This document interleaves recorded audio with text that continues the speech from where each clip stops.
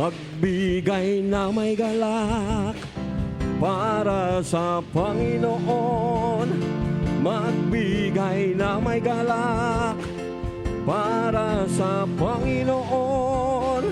Purihin ang Diyos, pasalamatan siya na may kagalakan sa puso. Hallelujah. Na may kagalakan sa puso. Hallelujah. Na may kagalakan sa puso. Hallelujah. Palakpakan tayo pong masigaling kaya katamang Ginoo. Hallelujah.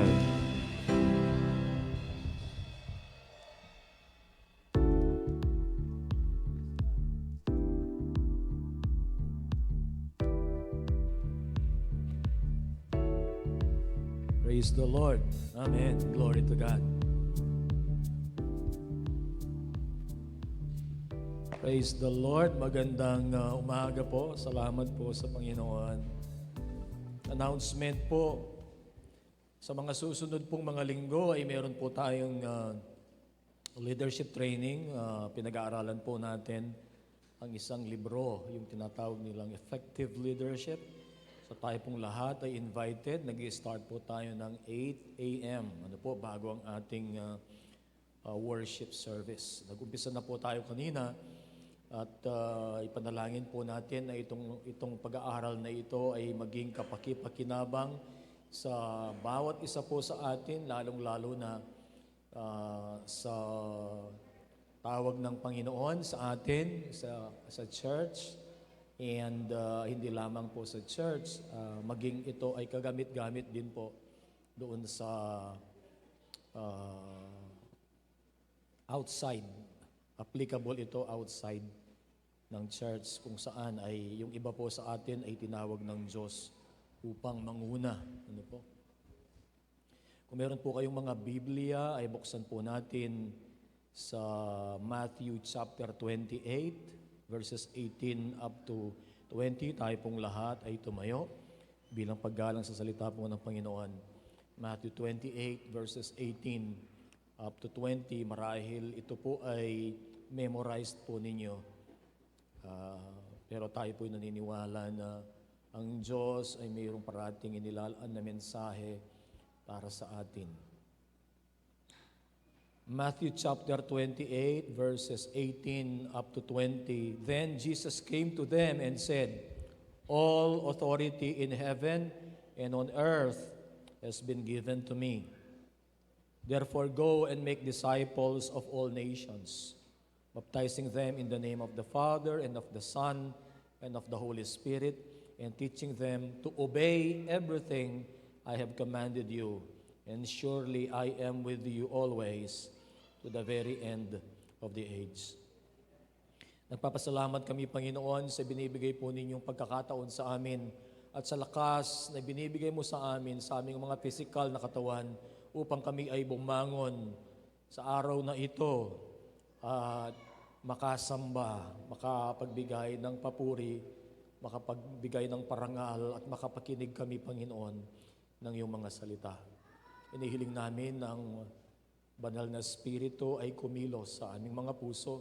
Ipuin ang aming mga puso, Panginoon, at hamunin kami upang kami po ay humayo at ibahagi ang Panginoong Jesus, Panginoon, sa mga tao, at hindi lamang maibahagi at iwin ng mga tao para kay Jesus, aming Panginoon, kundi, Panginoon, sila ay lumago sa kanilang pananampalataya at kami rin, ganon, Panginoon, lumago sa aming pananampalataya. Samahan po kami ngayong umaga, mapurihan ka at maparangalan. Salamat po. Pinupuri ka namin, O Diyos, at dinadakila. Ito po ang aming panalangin sa pangalan po ng aming Panginoong Jesus. Amen. Amen.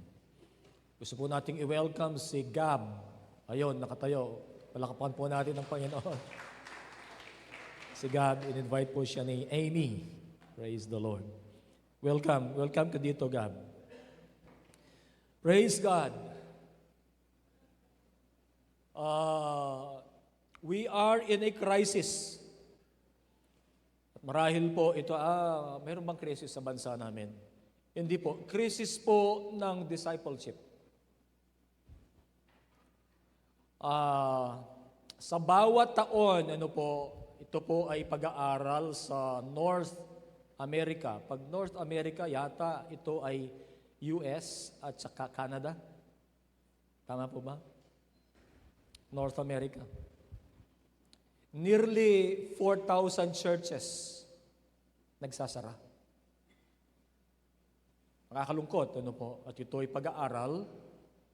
At hindi lamang 4,000 yan marahil sa buong mundo. Higit po yan kung yan ay ang pag-aaral o ang research ay sa buong mundo. Biruin mo po yon. Ang hirap mag-pioneer ng church. Pag-umpisa, At marahil yung mga matagal ng mga iglesia ay nagsasara. Nakakalungkot at lalong-lalo na po dito sa binanggit North America and even sa Europe ay yung mga malalaking churches dati na kung saan ay pinagmulan po ng mga revival, ang mga churches ay nagsasara. Ayon po yan kay Aubrey Malphurs. At 70% to 80% of all evangelical churches in America, they have stopped growing. Either they have stopped growing or are in decline. Nakakalungkot din po yun. Hindi lamang nagsasara, may mga nagsasara at saka yung iba ngayon ay 70 to 80%, they are in decline or nagpa-plateau. Hindi lumalago, nagme-maintain o yung iba ay marahil yan ay nagdi-decline. Ayon din po yan sa pag-aaral. At napakalaki po ng hamon sa atin. Nawa tayo ay bilang isang iglesia ay makita o magawa po natin ang tawag ng Diyos sa atin. At tayong lahat ay tinatawag ng Diyos para ang mga tao ay hamunin natin upang sila ay sumunod sa Panginoong Jesucristo.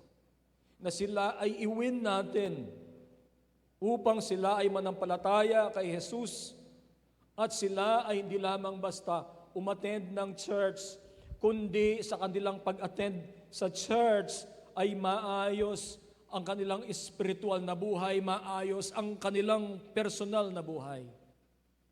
Sapagkat yun ang tawag ng Panginoon sa atin, na ang buhay ng mga tao ay ayusin ng Panginoon. Kaya nga mayroong tayong tawag sa discipleship. Ang pinaka-utos po dito sa Matthew 28 ay hindi lamang po yung we go.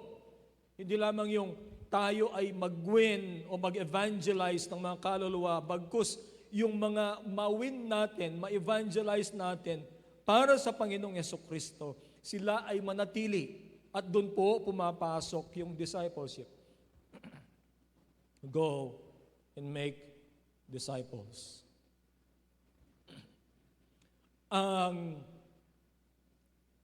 Ang discipleship po dapat intentional, deliberate. Kumbaga, yan po ay pinagpaplanuhan natin, iniisip natin, hindi lamang po basta yung isang tao ay aksidente, makita natin, pagkatapos ay nawin natin siya sa Panginoon. Salamat sa Panginoon sa mga pagkakataon na ganon. Pero dapat ang isip po natin ay hindi lamang siya ma-win, kundi iyon ay madala sa paanan ng Panginoon at pagkatapos ay maalagaan ang kanyang spiritual na buhay. At iyon dapat ay intentional. Dapat inilalaan natin ang buhay natin sa taong ito. Kung sino man po ang inilalagay ng Diyos sa inyong mga puso. Intentional, deliberate, pinaplano, iniisip natin. Nag-iisip tayo ng mga kaparaanan upang maabot ang isang tao. Tayo ay mag-i-invest sa kanyang buhay. Marahil yan po, it would take some sacrifices in our lives, time, treasure, and even talent. Ang i-invest po natin upang ang taong yan ay mawin sa Panginoon at ma-disciple sa Panginoon. Magkaroon tayo ng desired output. Kumbaga po, hindi lamang natin tinitingnan kung na siya ay maliligtas, tayo ay tumitingin na ang taong ito na ibinigay ng Diyos sa atin, mga Amaralian, ay mahal natin po sa buhay. We are foreseeing, we have a vision na sa taong ito, siya po ay gamitin ng Panginoon eventually for the glory of His name. Ano po? Clear, desired output with objective content and activity. Pinag-iisipan po natin. Ano po? Na hindi lamang basta parang hahayaan lamang natin na mangyari ang isang araw, lumipas ang isang araw, na wala po tayong ginawa, wala tayong intention na iyan ay lumago o kaya ma-share man lamang yung kabutihan ng Panginoon o kaya kung paano siya lumago. It must be intentional. Nagpaplano tayo. Ano po? Pangalawa, yan po ay dapat na inclusive. Lahat ay kasali. Hindi po natin sasabihin, si pastor lang yan. Trabaho ng pastor yan. Hindi po sinabi po ng Biblia na go, therefore go pastors and make disciples. Iyan po ay utos sa ating lahat. Ano po? Kaya nga, ang katotohanan po ay ang trabaho po ng pastor is to equip believers so that they will go. Yan po ay sinasabi ng Ephesians chapter 4, verse 11. Po.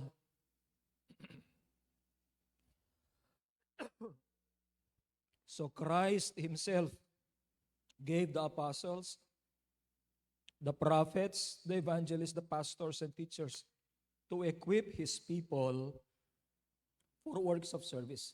To equip the people for works of service so that the body of Christ may be built up.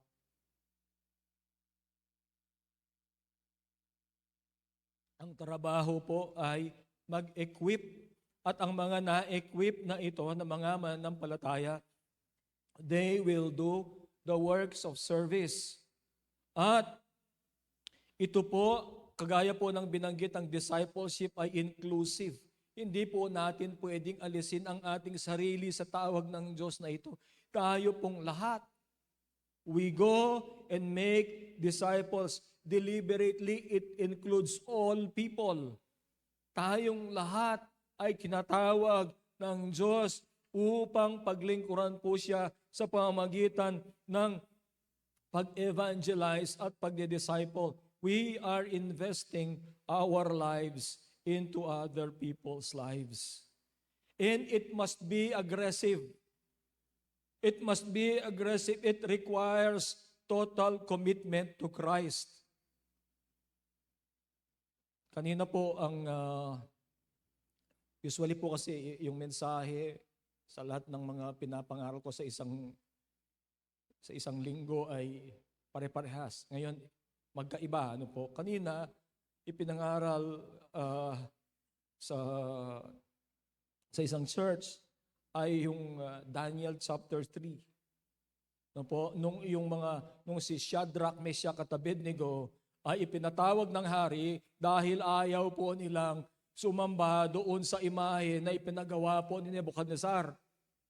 At nung pinatawag sila ng hari, napakaganda ng sinabi nila, nagpapakita ng kanilang commitment sa Diyos na kanilang sinasamba. Sa Daniel chapter 3, ay ito ang sinabi ng verse 16 sa Daniel chapter 3. Shadrach, Meshach, and Abednego replied to him, meaning the king, King Nebuchadnezzar, we do not need to defend ourselves before you in this matter. If we are thrown into the blazing furnace, the God we serve is able to deliver us from it, and He will deliver us from your majesty's hand. But even if He does not, we want you to know, your majesty, that we will not serve your gods or worship the image of gold you have set up. Commitment to God. Ano po, ang mga kabataang ito na pinipuwersa na sumamba doon po sa imahe ni King Nebuchadnezzar. Nung humarap sila kay King Nebuchadnezzar, sinabi nila na hindi kami sasamba, hindi kami yuyuko doon sa ipinagawa mong mga na imahe, ang sabi po nila.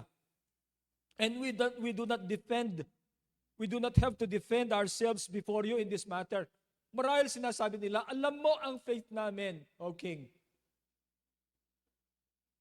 And kung ito ang kabayaran ng aming pananampalataya sa Diyos na kami ay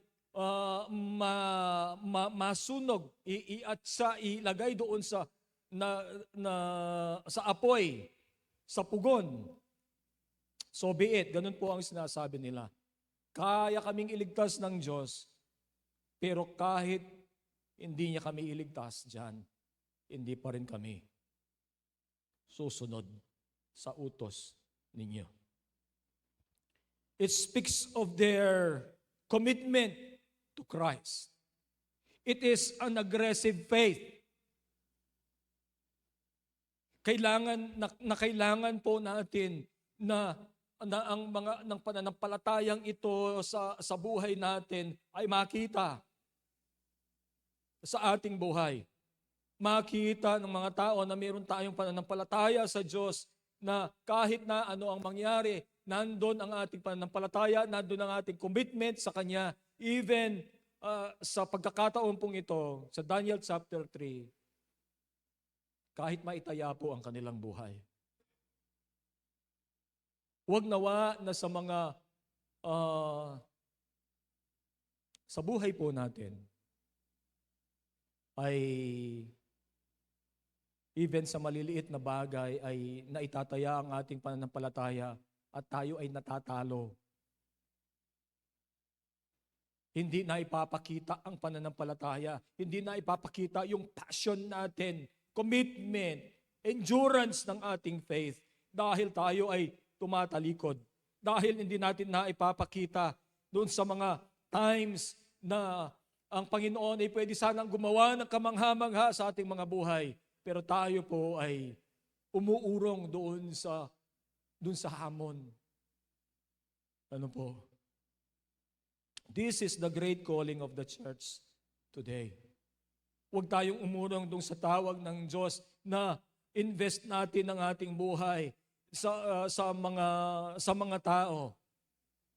Let us take that challenge na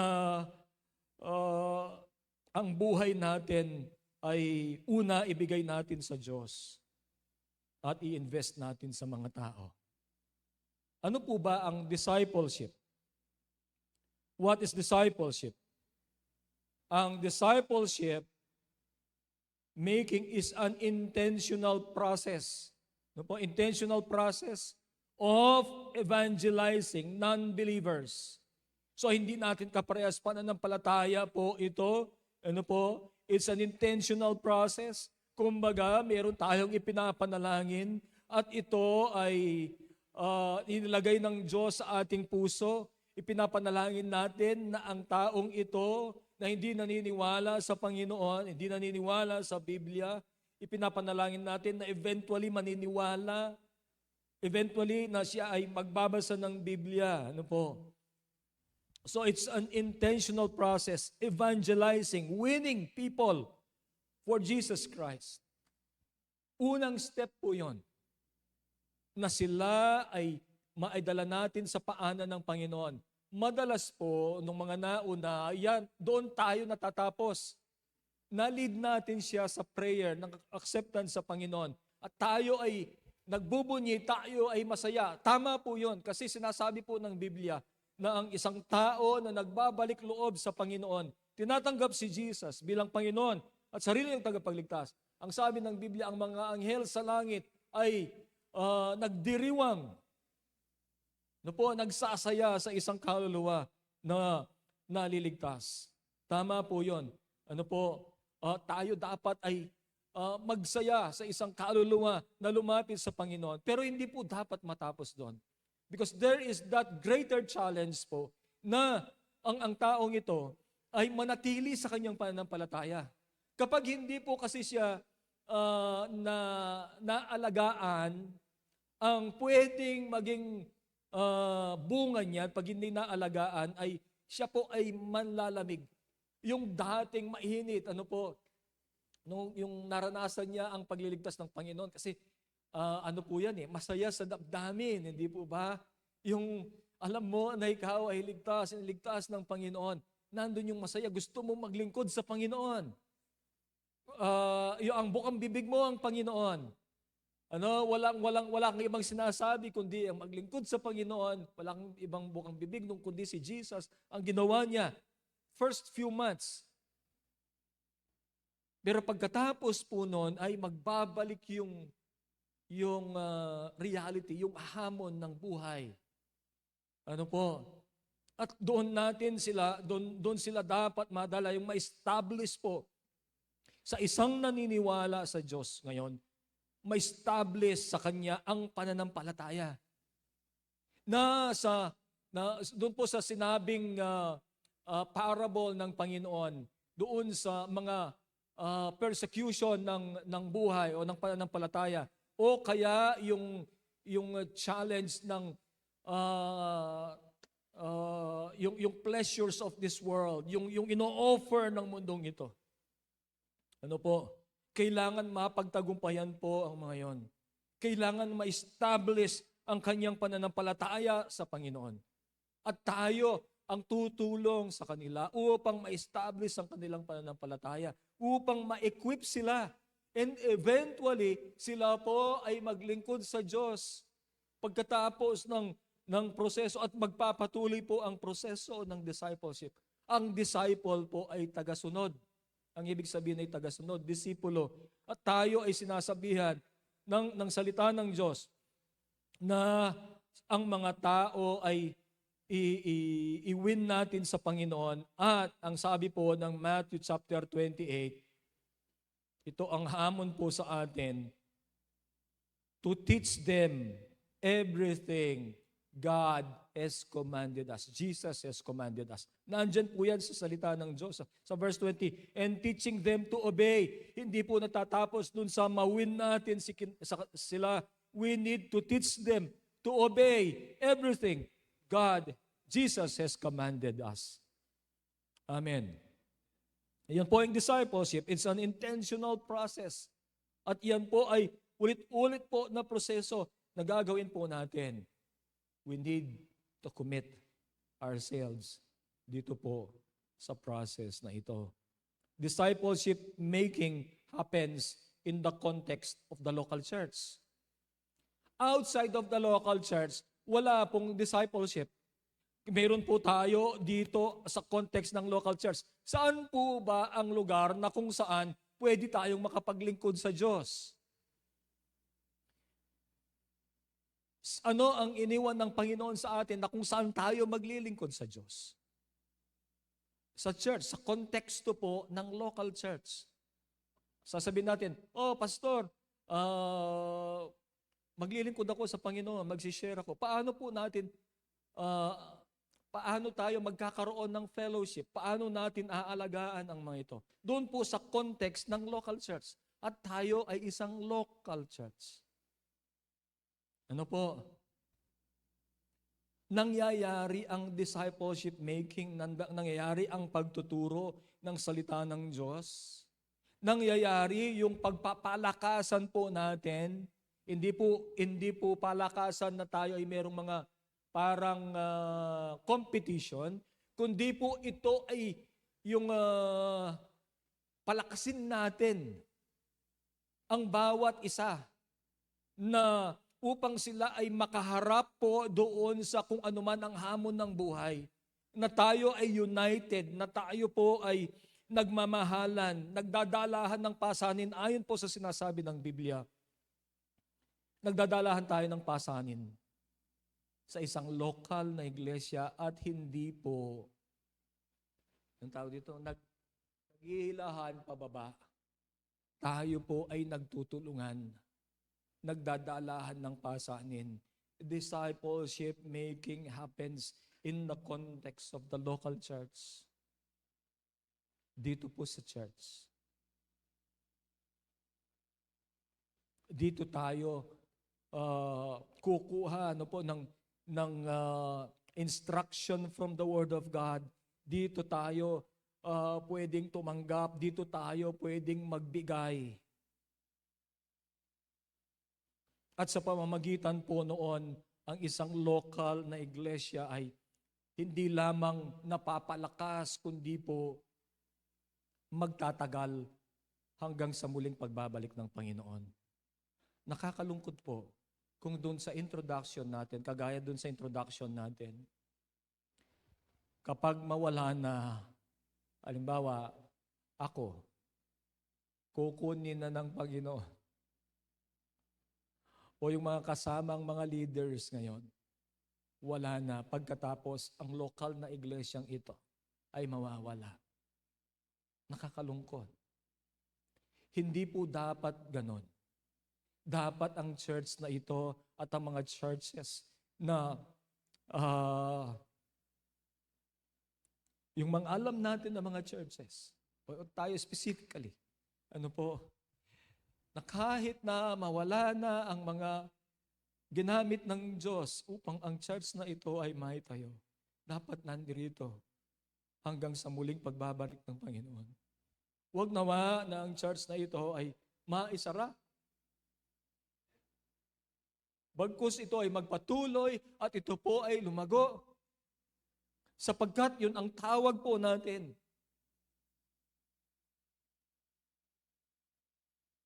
Discipleship happens in the context of a local church. Discipleship making is word-centered, Christ-centered, people-to-people ministry. Tayo po bilang isang iglesia, bilang isang lokal na church, ang salita ng Diyos ang siyang dapat may papangaral. Outside of that, ay kumbaga ang emphasis natin ang salita ng Panginoon. Pinagnanasaan natin na parating ito ang may pangaral, hindi ang tao, hindi kung anumang mga katuruan, bagkus ang salita ng Panginoon. Ang sentro ng church na ito, ang sinasamba ay si Kristo. Sinasamba ang Diyos. Dapat si Kristo ang naitataas na ipapangaral. Kagaya po ng isang awitin na ang sentro ng church ay si Jesus. Ang kanyang pangalan ang siyang naidedeklara at ang discipleship making ay ito po ay people-to-people ministry. Imagine po kung tayo, bawat isa, sa 10 taon ay mag-win ng isang tao, kaluluwa para kay Jesus Christ na hindi po natin kasama ngayon. O kaya makapag-invite tayo ng dating nag-a-attend, ma-invite natin ulit. Pero ang target po natin ay yung hindi pa mananampalataya, ma-invite natin, ma-introduce natin kay Jesus Christ. It's a people-to-people ministry. Binanggit ko po kanina ang invest. We invest our life. We invest our lives to a person.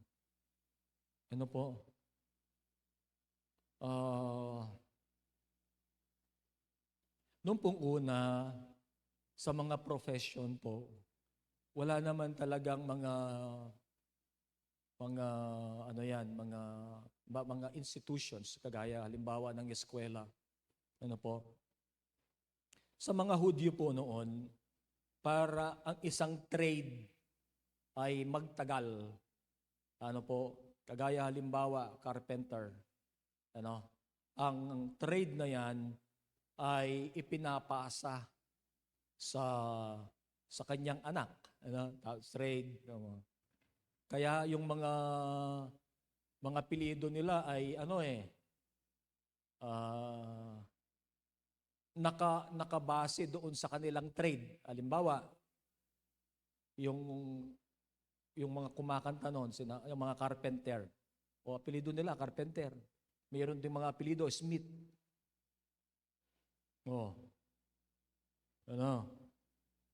So, yung trade po, pinag-aaral din yan sa education, no?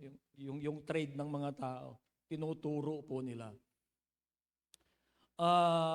Bakit ko po sinabi 'yon? No? Para ang pananampalataya po natin sa Panginoon ay tumagal hanggang sa pagdating ng Panginoon. Ibig sabihin, ito po ay yung kanyang impact ay hindi lamang po ngayon. Mangyayari po yan kung yan ay sa bawat henerasyon ay sabihin po natin sa mga susunod na henerasyon sa atin. So hindi lamang po yun. Iyon po ay isang halimbawa lamang na upang magtagal po yan ay ibahagi po natin sa bawat henerasyon. Pero hindi lamang po yan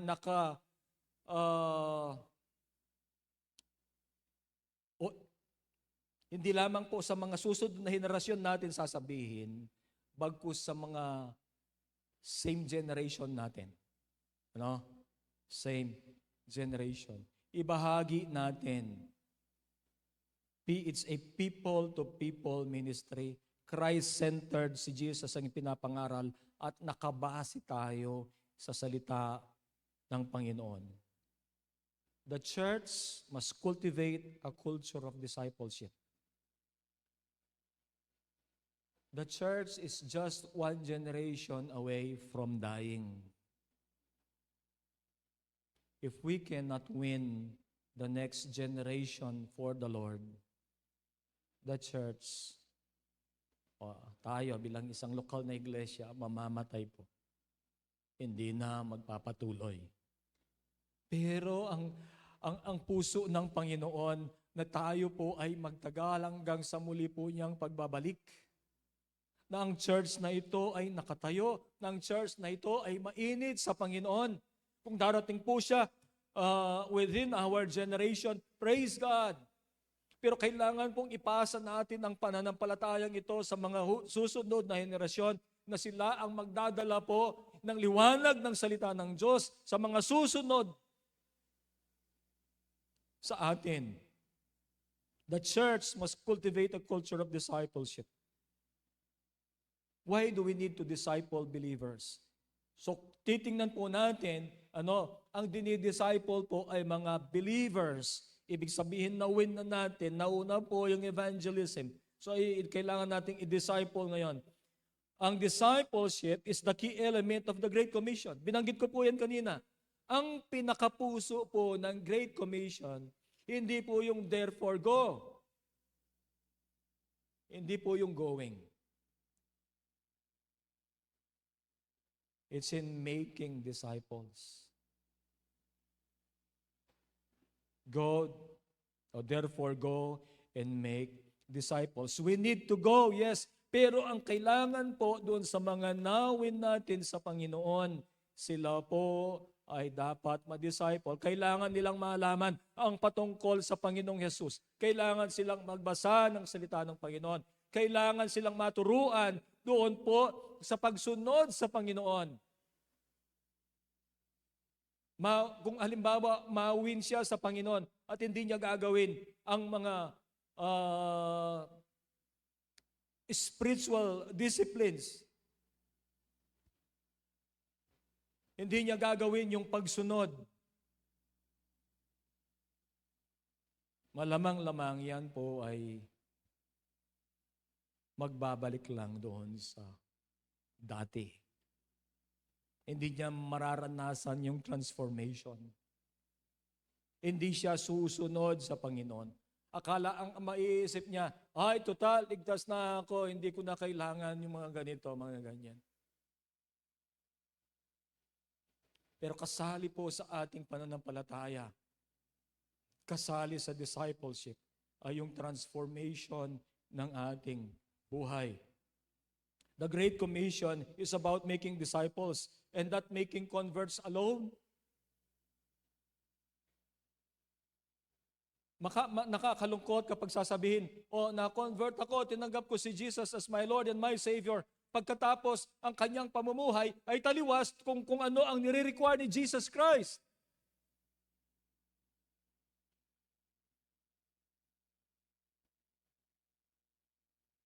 Naranasan kaya niya ang born again? Naranasan kaya niya yung transformation? Kailangan hindi lamang maipakilala sa Panginoon, pero ang target natin, i-commit niya ang buhay niya sa Panginoon at maglilingkod siya sa Panginoon. Yun po yung target natin. It's not about making converts. Disciple making is the link between soul winning and church planting. Alam po ninyo, meron po tayong target, meron po tayong goal, meron tayong mission. At ang mission na ito ay sa Pilipinas, sa Pilipinas, parating binabanggit ito, sa Pilipinas ay meron tayong target na 10,000 new churches. Paano ito mangyayari, paano ito magagawa? Hindi po natin kaya yan. Sa buong Pilipinas, ang Assemblies of God ay nasa mga 4,200 churches. And Assemblies of God has been here for more than 80 years and only 4,000 churches. At sa loob po ng 10 taon, tayo nagtatarget ng 10,000, more than double ng 4,000 na ito. 4,000 na yan, 80 years, may get. And we are targeting 10,000.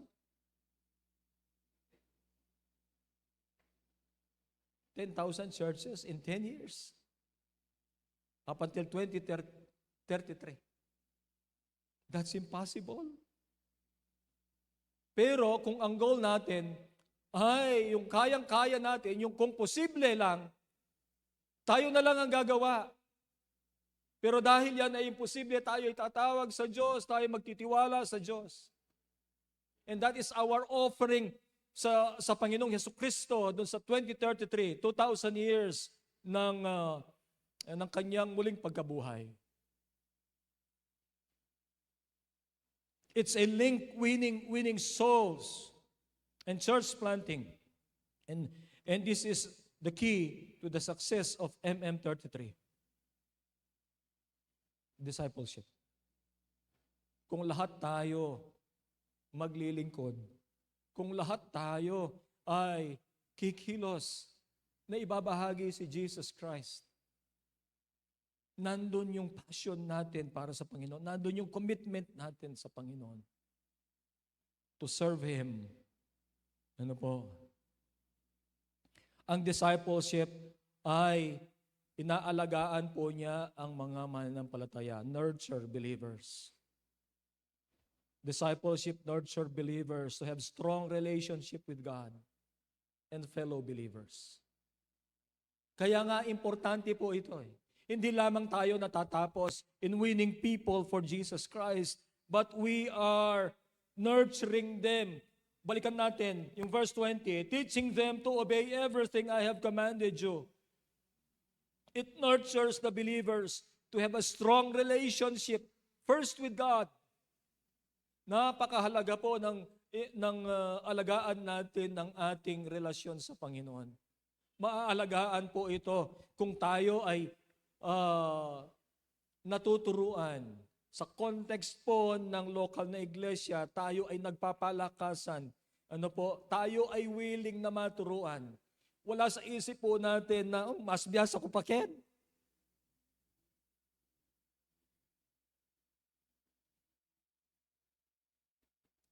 Hayaan po natin na tayo ay maalagaan. Sa context po ng lokal na iglesia.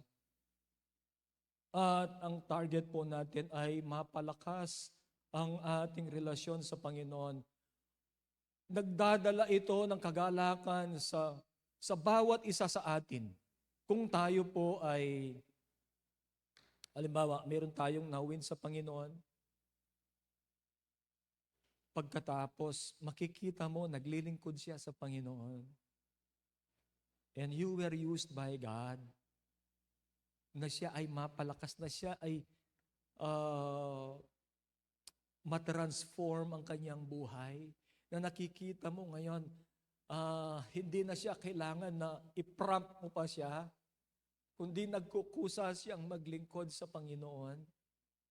At nandun na sa kanya, innate na sa kanya ngayon ng sumunod sa Panginoon, maglingkod sa Diyos. Innate na sa kanya na sa lahat ng pagkakataon, siya ay volunteer na maglingkod. It gives joy in your heart that you were used by God in the transformation of that life. At hindi lamang yon, kung dati nakikita mo ang kanyang buhay ay papunta doon sa kaparusahan, o kaya ang buhay niya ay magulo, pagkatapos ngayon ay nakikita mo yung kanyang pagsusumikap na ang kanyang buhay ay ialay sa Panginoon at yung kanyang direction ay papunta doon sa maganda. Na siya ay, kagaya ng sinasabi ng Biblia, you were able to snatch her or him out of the fire, gives you joy. Na ang isang buhay ay binago ng Diyos. Ang isang buhay ay inialay niya ang kanyang buhay para sa Diyos. It gives joy in your heart and it gives glory to God. Amen. It nurtures believers to have a strong relationship with God and a strong relationship with fellow believers. Mayroon tayong relasyon ngayon na nakasentro sa Panginoon. Mayroon tayong group na kung saan pwede nating mabuksan yung ating sarili without judgment. Mayroon tayong group na they will understand us. Mayroon tayong group na kung saan tayo ay tanggap ng bawat isa. Ano po? A strong relationship with God and fellow believers. Ang discipleship, it provides opportunities for ministry involvement. Mag-involve po tayo. Napakaganda, napakasayang maglingkod sa Panginoon. Mayroong mga hamon na mayroong mga challenges, na kung minsan ay hindi mo kakaharapin kung hindi ka involved.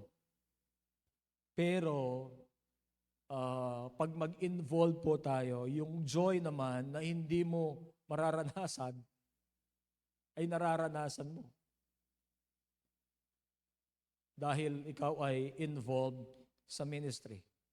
Huwag po nating hayaan na lumipas ang panahon sa ating mga buhay na hindi po tayo involved sa ministry.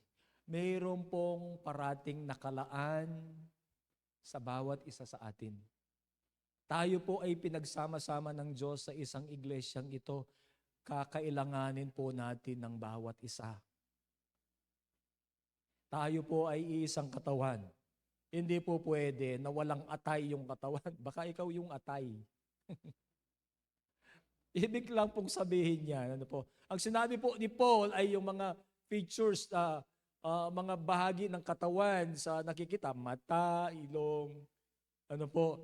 Tayo po ay bahagi ng isang katawan. Tayo po ay sa isang lokal na iglesia. Kakailanganin po natin kung ano ang kinreate ng Diyos sa inyo. kung ano ang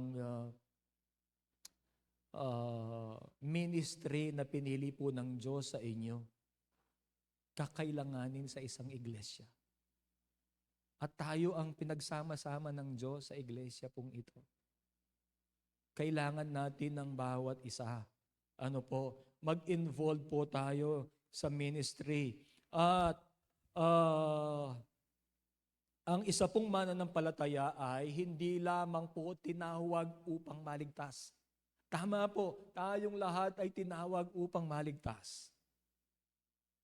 Pero hindi po natatapos doon.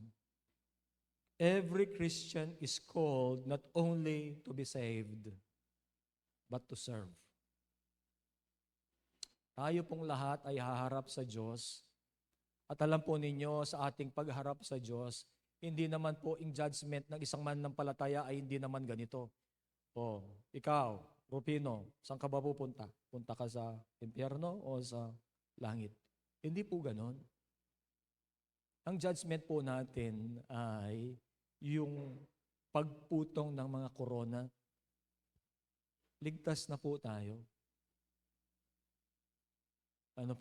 Iba yung judgment po natin. Ang judgment natin ay kung pupunta ka ba sa impyerno. Hindi po ganon. Ang judgment natin ay yung mga crowns na ibibigay ni Jesus Christ. At yun po ay sa paglilingkod natin. Gamitin po natin kung ano ang binigay ni Jesus sa atin. Huwag po nating i-reserve lang sa atin o kaya i-reserve lang para sa mundo. Ipaglingkod natin sa Panginoon. Sa konteksto po ng lokal na iglesia, i-involve natin ang sarili natin sa paglilingkod sa Diyos. Because at the end of the day, what we have done for Christ, yun lamang po ang counted sa langit.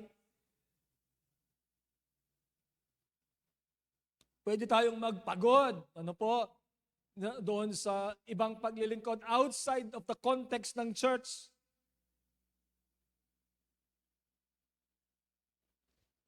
Pero take note of this. Only those done for Christ ang siya lamang pong counted. Those will be the things that will last for eternity. Yung mga ginawa natin para kay Kristo.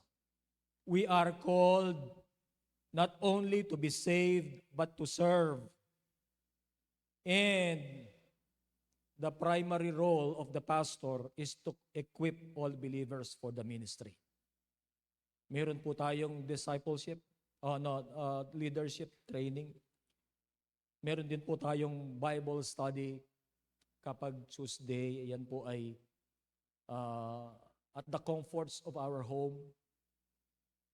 Part po yon ng discipleship po natin because we are teaching there yung discipleship, yung Victorious Life series, Salvation series, Discipleship series, Maturity series. Those are being taught sa Bible study po natin. Sumali po tayo. We are missing something.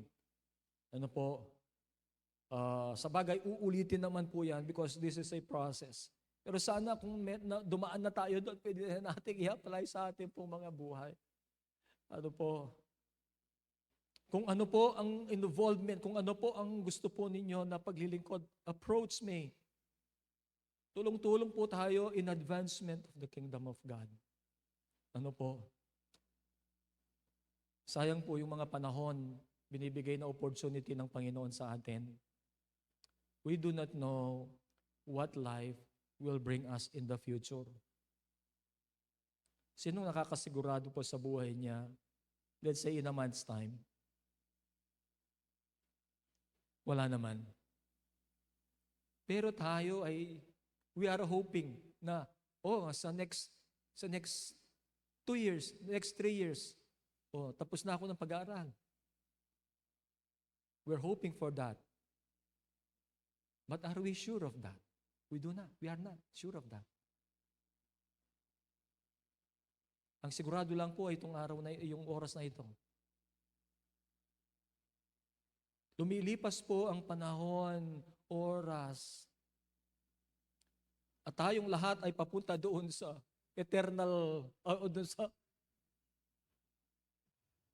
every second, every day, tayo ay pumupunta palapit doon po sa ating huling hantungan na tinatawag. Palapit tayo doon, hindi po ba? Every day, palapit tayo doon.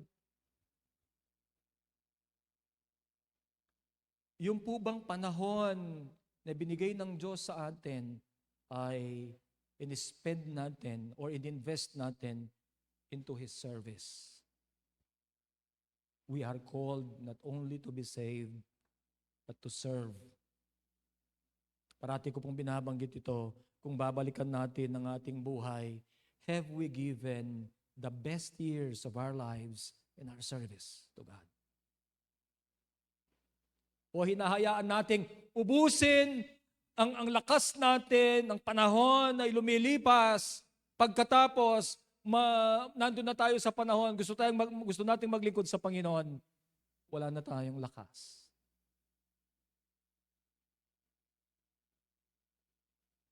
Tumatanda na tayo, marami nang kailangang operahan. Wala na yung lakas natin. Mapulata na mata, marakalta na rayo mo, etana agyo. We need to give the best years of our lives in our service to God. Para pagbabalikan natin ang ating buhay, makikita po natin at matutuwa tayo. Malapit na tayong umarap sa Panginoon, matutuwa tayo. Sasabi natin, I have given the best years of my life to God. Hindi tayo manghihinayang doon sa mga panahon na lumipas. Because we have given our best years to God. Amen.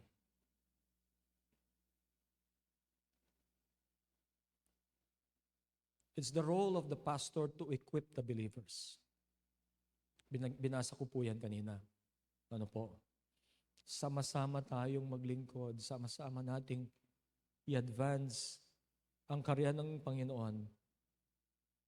Ang resulta ng discipleship, Christ-like members.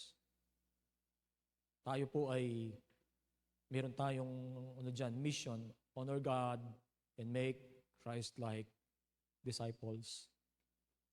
Magiging resulta po ng discipleship ay Christ-like members mobilized for ministry and missions. Ang Assemblies of God po ay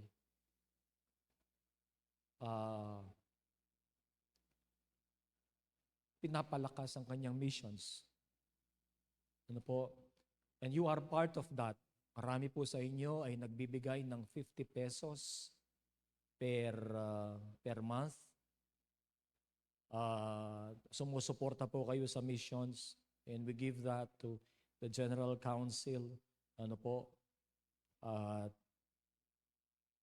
Nagiging bahagi po tayo sa misyon, sa ating pagbibigay. Pero higit po doon, higit pa doon. Ano po? Let us win people for Jesus Christ. Sa discipleship, if a person is willing, there will be character development. Kanina po, pinag-aralan natin doon sa leadership training, yung pong si Daniel. An example of life of integrity and a life of character. Ano po? At sana maging ganun tayo.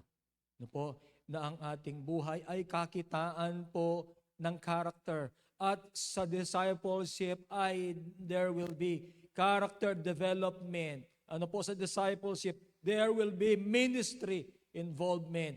Ano po? Pa-involve po tayo sa paglilingkod sa Panginoon. Ministry is service, hindi po ba? Dati po, nung mga ilang taon na po ang nakakaraan, ang ginagamit po nila, halimbawa sa DepEd, di ba? Department of Education. Dati po ay ministry of education, culture and sports pa noon, MEX, ministry, service. Maglingkod po tayo. Ibigay natin ang ating pagsiservisyo sa Panginoon through the church.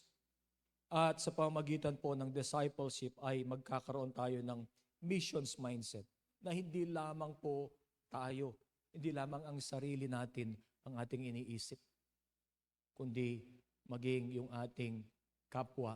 Na sila rin ay makakilala sa Panginoon, na sila ay lumapit sa Panginoon. Na iyon po magiging resulta ng discipleship, character development, ministry, involvement, and missions mindset. Apply po natin ito sa ating iglesia. At sana po tayo ay maging bukas ang puso natin dito po sa discipleship na ito. Ito ang tawag ng Diyos sa atin. Go. Therefore go and make disciples of all nations. Tayo pong lahat ay tumayo.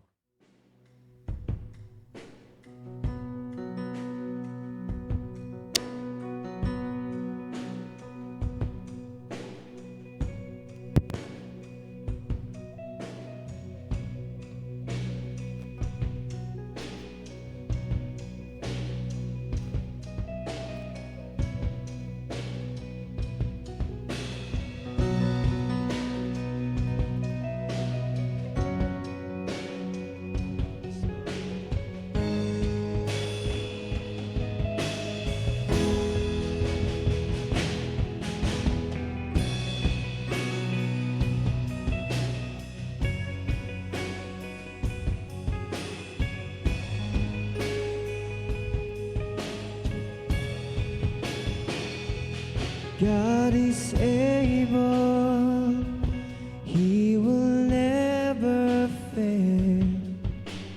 He is Almighty God, greater than all we see, greater than all we ask. He has done great things. Lifted up, defeated the grave, raised to life. Our God is able. In His name we overcome. For the Lord our God is able.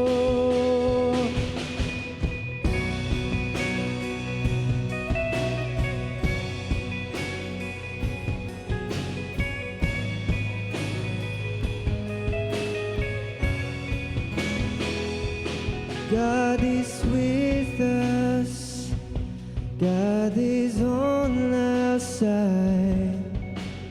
He will make a way far above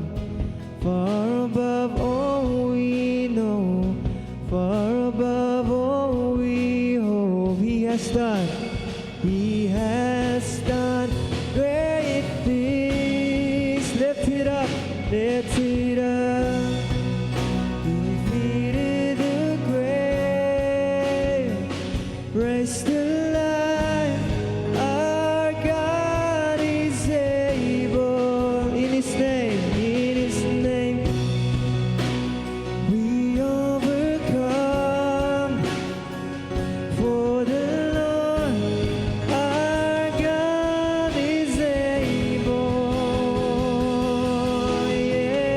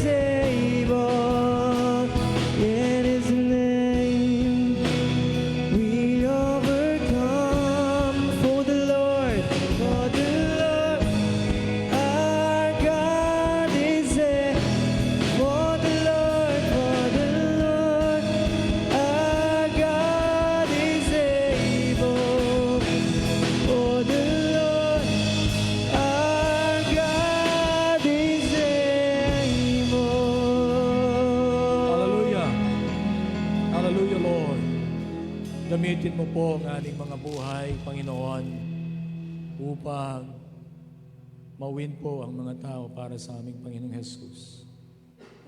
At hindi lamang po yan, Panginoon, that we invest our lives for them upang manatili ang kanilang pananampalataya sa Diyos. Use the best years of our lives para kami po ay makapaglingkod sa iyo. Nawa kami ay willing, Panginoon, to be used by you sa mga panahon na kami ay malakas pa. Sa mga panahon, Panginoon, na we are the peak of our careers. Gamitin mo ang aming mga buhay, Panginoon.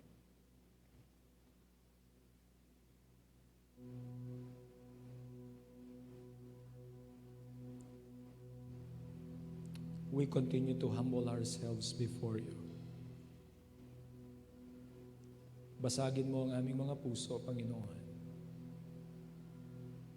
Mold our hearts. Na Panginoon, ilagak namin, Panginoon, upang ipagamit namin para sa iyong kapurihan at sa iyong karangalan, upang ang mga tao, Panginoon, ay lumapit sa iyo. Alisin mo, Panginoon, ang indifference sa aming puso. Alisin mo, Panginoon, ang kaisipan na wala kaming pakialam sa mga tao. Bagkus ilagay mo po, Panginoon, ang burden na kailangan nila ang Panginoon.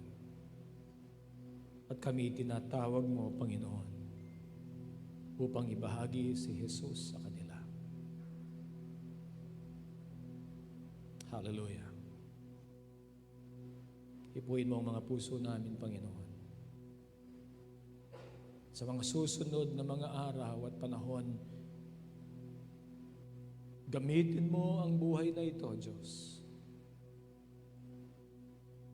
so that many will come to know Jesus Christ.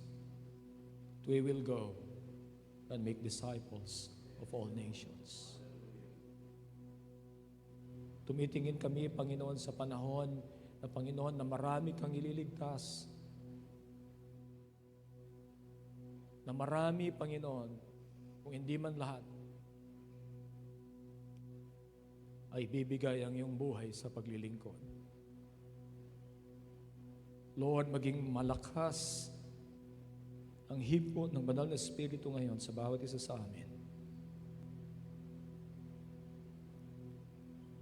Yung tawag mo, Panginoon, na hindi ma-contain, Panginoon, ng aming mga puso. At kami itutugon doon sa tawag na yun. Touch our hearts, Lord. Hallelujah. Hallelujah. Salamat po. Sinasamba ka namin at pinupuri. Salamat sa iyong patuloy na pagkilos, Panginoon, sa aming kalagitnaan at sa puso ng iyong mga anak. We honor you, Lord. We thank you. This is what we pray in Jesus' name. Amen. Amen. Amen.